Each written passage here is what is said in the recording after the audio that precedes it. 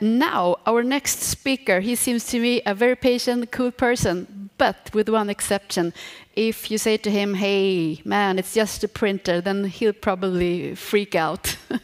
But that's good, because this anxiety has forced him to do all he can in order to prevent endpoint threats. So please welcome Howard Roberts. Welcome.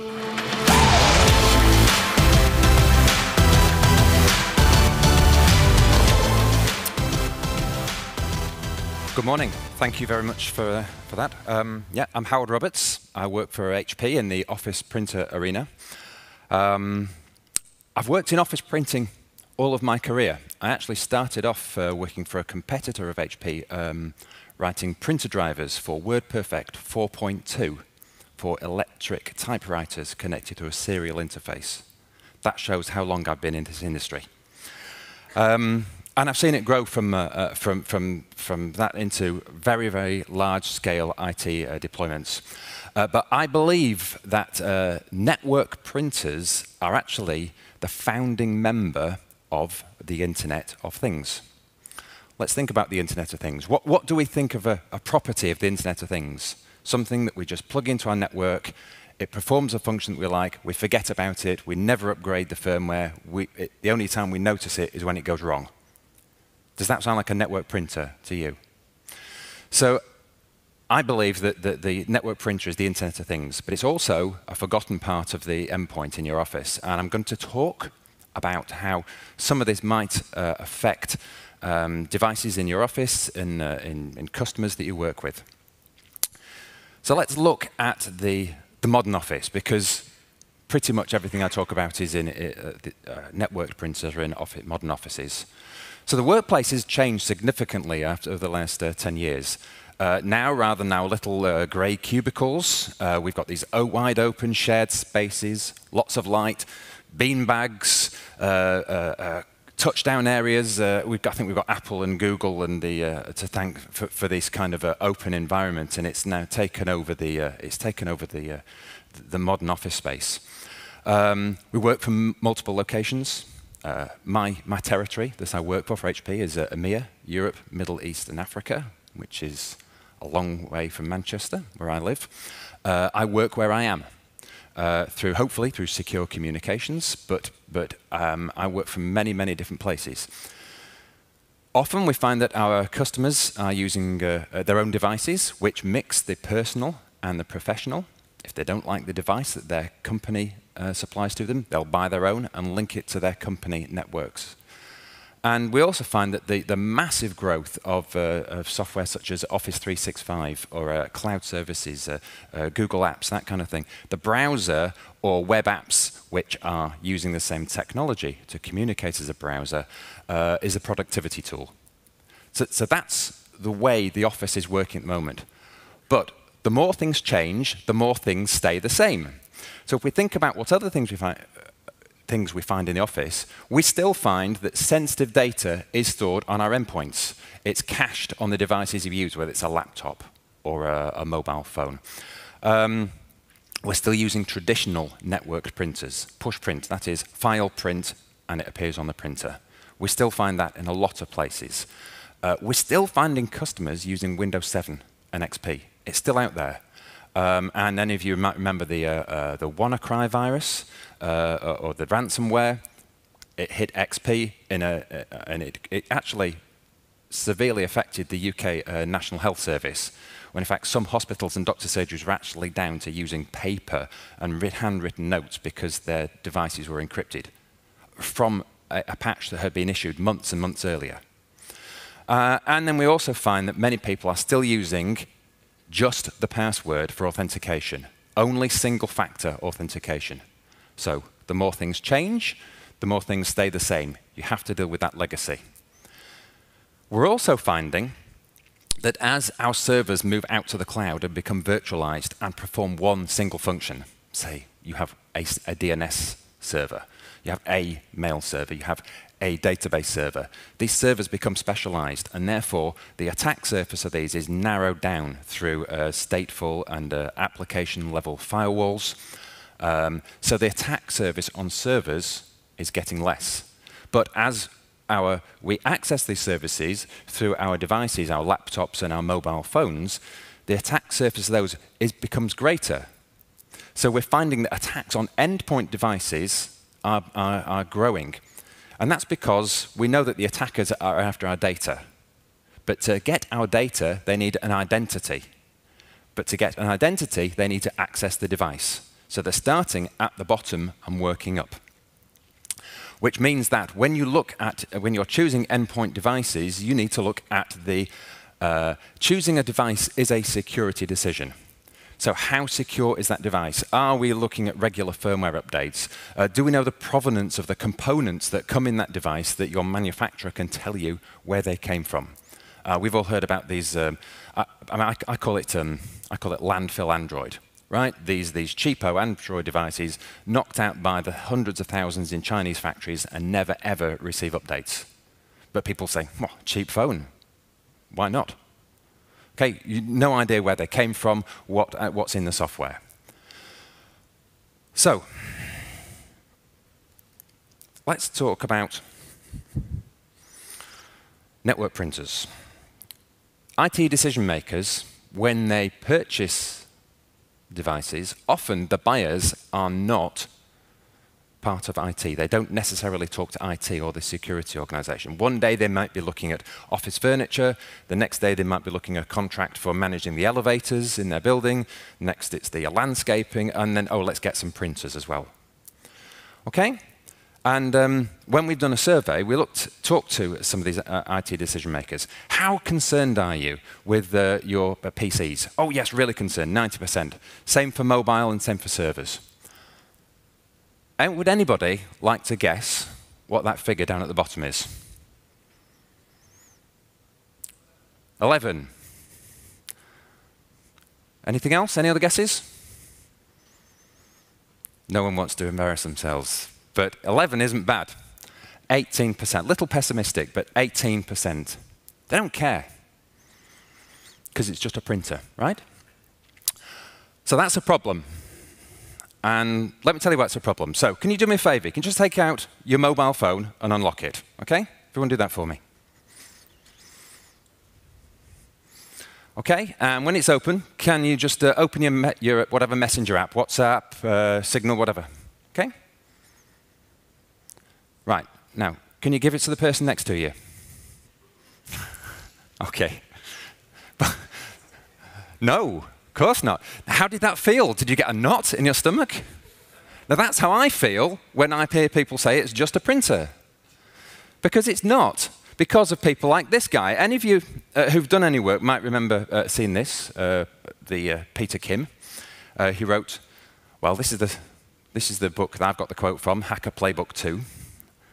Can you guess what the first one was called? But he wrote a chapter specifically in his second edition, which was around attacking network printers. Because network printers touch everything. They touch your authentication server. They can scan to SharePoint, scan to cloud. They receive the most confidential documents in your organization, which probably touch paper at some point. And most of them are set with default passwords because they touch Active Directory. If you can get onto the back of it, you've got credentials to access your Active Directory. There's a whole chapter in there about it. So let's look at where the risk might actually be for this. So let's take a typical network printer. Let's look down the left-hand side. We've got our data interfaces. Okay, we've got a network interface, but we also have USB. Finally, the parallel port has gone. There may be some other connections to it as well. They might have a wireless hotspot. Then we look at the BIOS, the firmware. They run a BIOS. They run an operating system on there as well. And then they run storage. So they've got hard drives in them, usually gigabytes worth of hard disk, because the cheapest disks you can get now, what, 400 gigabytes for a hard disk these days? So what does that look like? That looks like a typical server. Okay? So it runs services over the networking point. You've got your BIOS and firmware, and then you've got the storage. So would you leave unsecured servers running on a network? Of course not. But it becomes worse once we start to bring people into place, because we have our hardware, we've got our firmware, we've got our software. We have the worst part of this, which I like to call wetware. So us, there's bags of bodily fluids, blood and water, that actually are the worst problem. So when you have a device that's generally unsecured, but then has a control panel that everybody in the organization can touch, you've got input trays where you scan data and then you leave it behind. You scan something, but you've left it behind on top of the copier. You've got stacks of paper that people have forgotten to collect on top of the printer, and then often these devices are not managed. If you compromised one account on a laptop, username, password, you only lose one account. You compromise something that 50 or 60 or 100 people use, you lose 100 accounts. So the framework that we use when we consult with customers around how to address this is fairly simple. Secure the device, secure the data flowing to and from the device, secure the document itself, because paper is a high vector of risk, and then finally the manageability. Let me jump through some of the things that we've actually found when we've been out to consult with customers. So the first one is physical security. One of my favorite stories, I went to a university in Wales and I talked to the facilities manager there, and he told me a story about a guy who turned up. He was wearing magic clothing. I said, magic clothing? What do you mean? So what's the clothing you can wear and you can go everywhere and nobody stops you? It's a high visibility jacket, right? Oh, and a clipboard. So a guy walked into the university with a high-vis jacket and a clipboard, and he said to the students, we're changing these copiers. They're really heavy. Can you help me get them down the corridor to my van? And he got the students to push these copiers down the corridor to his van, tail lift into the van. He said, guys, thank you so much. You've saved me a lot of time. I'll see you in half an hour with the new machines. Do you think they ever saw him again? Or the machines, of course. So securing the device, either through some kind of Kensington lock, which also, by the way, secures the formatter board and the hard disk inside the device, stops them from being moved. Everyone knows that Kensington locks can be compromised, but it's making it more inconvenient to do so. So physical security. This is a printer. It's not an HP printer, but it is a printer. This is a Canon printer, but I'm not picking on Canon, right? Because this could be anybody. And what happened was Canon issued a firmware upgrade, used poor encryption, and the security researcher took the package, broke it open, replaced the printer code with Doom. I've wasted a lot of time in the 1990s playing Doom at lunchtime. I never thought it would be running on a printer. But it was just as a model, just to prove it was possible. What happened if he didn't replace it with Doom, replaced it with a keylogger that every time someone typed in their username and password to scan to email, it logged that username and password. What happened if every time they scanned to email, they sent it off to a Hotmail address or a Gmail address as a blind carbon copy? Who would know? We then talk about other elements. What's the thing that most, if you've ever priced, this message, by the way, I put that on there. You can display anything, usually if you have the right tools. We found that there was a university. All my stories seem to be about universities. I think when you've got young people with an incentive to save money and time on their hands, some of these things happen.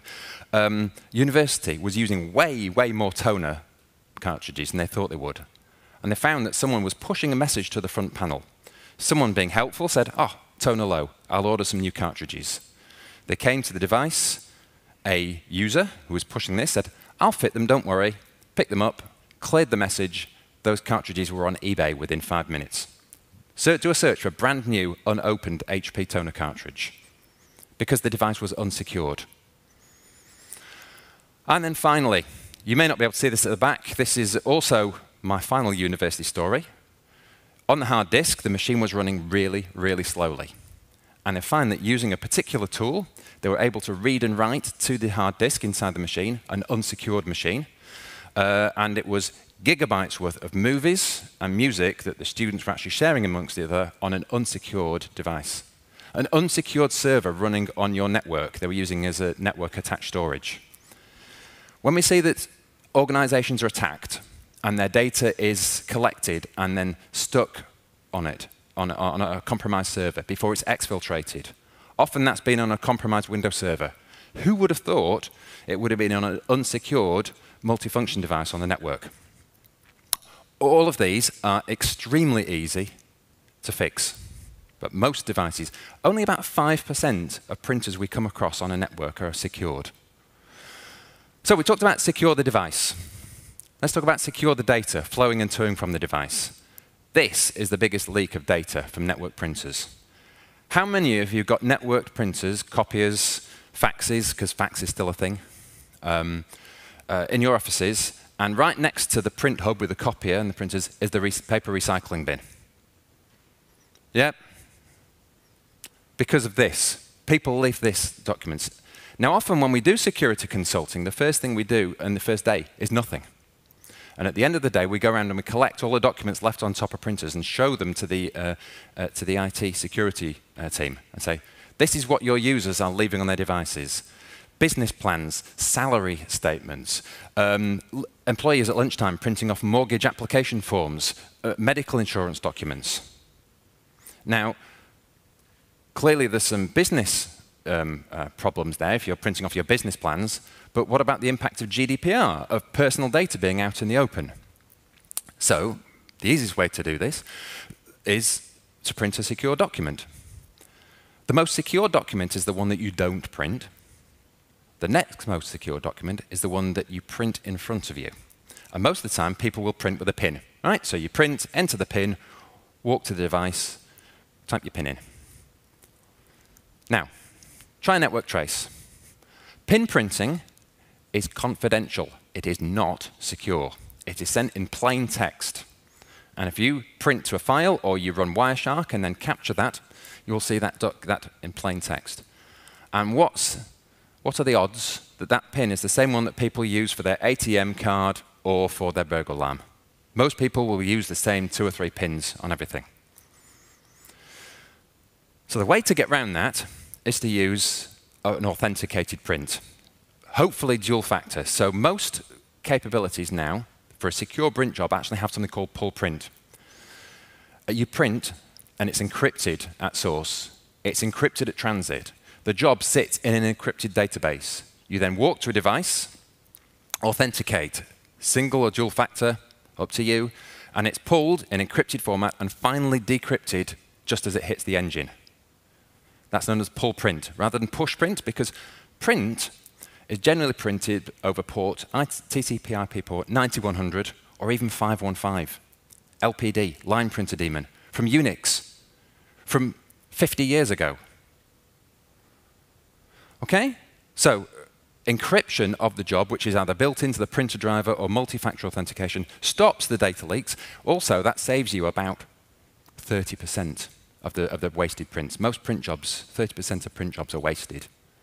And that's why the recycling bin is right next to the printers. So we secure the data. And then finally, we talk about secure the document. So any of you heard the name, there's the name in the news, maybe last year, there's a young lady called Reality Winner. She was worked for a government contracted by the NSA in the US, and she was arrested for leaking news about the Russian Secret Service, the GRU, attacking the Florida elections. And she was arrested. And when they worked out how she was found through her printer. Has anyone heard about yellow dots on color printers? You do. Some of you have, some of you haven't. Every single color business printer will print a pattern of yellow dots on your document. And from that, you'll know the serial number of the printer, the time and date of the document it was printed, and the model of the printer. And if you take a document from a yellow printer and you shine blue light onto it with yellow dots, you show green markers. Every single document is actually identified. Now, that's good and it's bad, okay? So it's good because you know who's actually printed it. So if we need to make sure that paper isn't leaking from a document, how do we actually secure it? So paper documents are valuable. Think about diplomas, checks, those kind of things. Here's a fake diploma that I created for an HP event. Here's my diploma, grade F, rubbish. I need to change that to A. Okay? F's no good to me. So first thing I'm going to do is perhaps I'll scan this document into Photoshop or whatever and modify that. Now, you probably can't see that, but at the break, come and see me if you want to see the full version. That actually says, that's that document copied. It says copy inside it. So hidden within the grey background is some text that is revealed. So I'm protecting this. This isn't the original. I know it's not the original. If I put that in Photoshop, it's the same. There's a black border around the outside, printed in tiny, tiny text. Again, time, date of who actually printed it. You can't read that because you can't copy that small. The watermarks on the back. One final element of this is that this looks like a monochrome document, but perhaps, here's another document, perhaps there's also this on it. You can replace the yellow toner with ultraviolet toner with, again, uniquely identifying material that says who, what printed it. So your users tend to pay more attention if they know the documents that they print are trackable, and if they leave them on a train, you can then use that as a way for re-educating the user base to talk about how valuable these documents are. So, if I can't make a copy, how do I alter the original? Well, we've thought of that as well. Toner is maybe plastics. To dissolve plastic, you often use acetone as a solvent. And what that will do is actually release the dye and stain the paper. So if you say to somebody, I need to see the original document, I need to see that contract, that seems to be far too many zeros on that contract, or not enough. Okay, but if someone brings along this, no, I need the original. And the original looks like this. You can't stop someone from doing it, but you know that it's suspect. So protecting the document is the next part. And finally, we'll talk about the management. How do you know you are talking to your printer? There's a great video on YouTube from an organization in Singapore who hit all the buttons for social media: hacking, drone, mobile phone, okay, all the BuzzFeed points. And they floated a drone outside the 35th floor of a skyscraper in Singapore with a hacked mobile phone which had the hotspot of a printer. And people printed to it. And of course, it was a typical man-in-the-middle attack, collecting the jobs and sending it onto the printer. How do you know you're talking to your printer? A printer MIB, there are only two printer MIBs. The first one was 1994, I think, which is really, really a long time ago. And the second one was about 2004. And most printers these days will use those to manage the devices. How do you know you're talking to it? Do you sign the certificates in your printers? If you do, well done, because I can tell you, it's a pain in the ass. You can get a printer to generate a signing request. Take the signing request, go to your authority, sign the certificate, drop it back into the printer. Generally, that can take 10 to 15 minutes because you have to do it manually. But there are automated processes. HP uses Security Manager. I'm sure there are other vendors have the similar tools to actually talk about how you manage these devices, how I am sure I am talking to my printer and there's not something in the middle stealing my business plans, my salary data, our user base's confidential data. So, let me wrap it up, how we talk about security framework across endpoints. We need a comprehensive stack. A lot of the security in HP printing devices comes from our business computing devices. So we've got a couple out on our stand. Come and see them. We've got a really cool secure feature called a Sure View, which means you've all seen the 3M filter, right? That if you look straight on at someone's PC and then stand to the side, you can't see it. I'm sure you've all sat in trains and airports and go, oh, I wonder what they're working on. That's an interesting email or spreadsheet. We've all done it. So there's a button which actually stops built into HP devices that does that. Some other stuff as well. So it needs to be a comprehensive security stack. It needs to be built in from the ground up. From a printer manufacturer, we didn't start making photocopies or flat screen TVs. We're an IT manufacturer that builds this in from the base. You need to make sure it's manageable because you've got hundreds or thousands of printers on your network. They need to be managed as a group or as a fleet and not individually. Final thing is, this is not a drill. This is real. These are a couple of photos from the Norwegian Parliament from yesterday. It was all in the Norwegian news yesterday. MFPs are being shut down in the Parliament due to security concerns and investigation following a possible foreign intelligence espionage situation and arrests from Friday. And if you can guess the nationality of the person who was arrested, it's not difficult. because of suspected tampering or bugging. Now, I can't read Norwegian, but I am told that this says, do not use this and contact Reine. Don't use these. This is real. These devices are being attacked. So what I want to make sure is that our network printers are not just printers. They are fully fledged servers on your network, running protocols, running web services, running MIBs, running web browsers. They're running FTP. They're running AppleTalk. 1995 says hello. They can be secured in seconds if you've got a policy manager to do that, but most of them aren't. So the first thing I'll do, the only thing I'll do to urge you is, please make sure you haven't left unsecured devices running on your network, because they are and absolutely are a risk. Thank you.